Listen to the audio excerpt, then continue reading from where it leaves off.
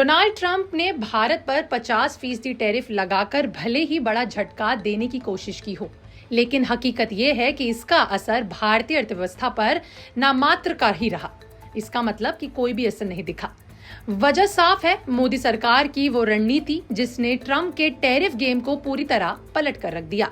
America tariff बढ़ाने में लगा रहा और भारत चुपचाप दुनिया के बड़े बाजारों में जीरो टैरिफ एंट्री हासिल करता चला गया।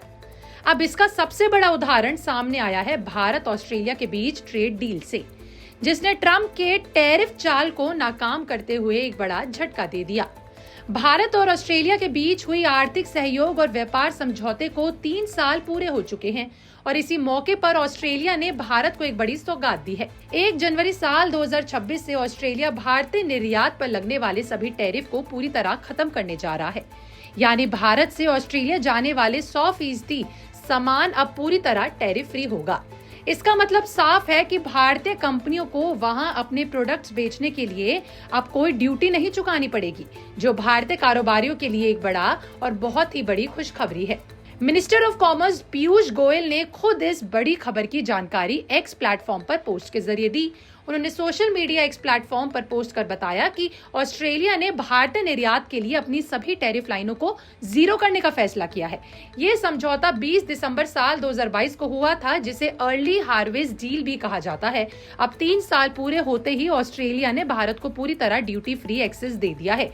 ये फैसला ऐसे समय आया है जब अमेरिका के साथ भारत के व्यापारिक रिश्तों में तनाव की खबरें चल रही हैं और ट्रंप प्रशासन भारतीय सामानों पर भारी टैरिफ की बात कर रहा है। लेकिन ऑस्ट्रेलिया जैसे बड़े और मजबूत बाजार में भारत को 100% टैरिफ फ्री एंट्री मिलना ट्रंप के टैरिफ को धुआं करता नजर आ रहा है।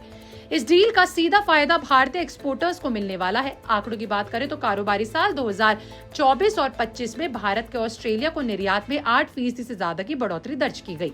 ये दिखाता है कि दोनों देशों के बीच व्यापारिक रिश्ते पहले से ही मजबूत हो रहे हैं। अब जब टैरिफ पूरी तरह खत्म हो जाएंगे तो ये रफ्तार और तेज हो सकती है। खास तौर पर manufacturing, chemicals, textile, pharma, petroleum और जेम्स एंड ज्वेलरी सेक्टर्स को इसका बड़ा फायदा मिलने वाला है। लेबर बेस्ड सेक्टर्स जैसे कि टेक्सटाइल और लेदर इंडस्ट्री को नई जान मिल सकती है।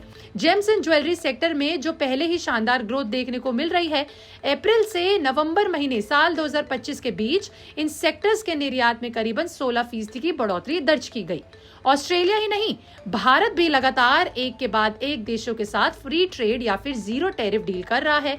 हाल ही में भारत और न्यूजीलैंड के बीच भी मुफ्त व्यापार समझौता फाइनल हुआ। 22 दिसंबर साल 2025 को दोनों देशों ने इस डील को अंतिम रूप दिया, जिसके तहत न्यूजीलैंड के 95% निर्यात पर भारत या तो टैरिफ खत्म करेगा या बड़ी कटौती करेगा। खास बात ये रही कि भारत और न्यूजीलैंड के बीच ये डील महज 9 महीने में पूरी हो गई। इसे ऐतिहासिक माना जा रहा है। इसके तहत न्यूजीलैंड ने अगले 15 सालों में भारत में $20 अरब के प्रत्यक्ष विदेशी निवेश का वादा किया है।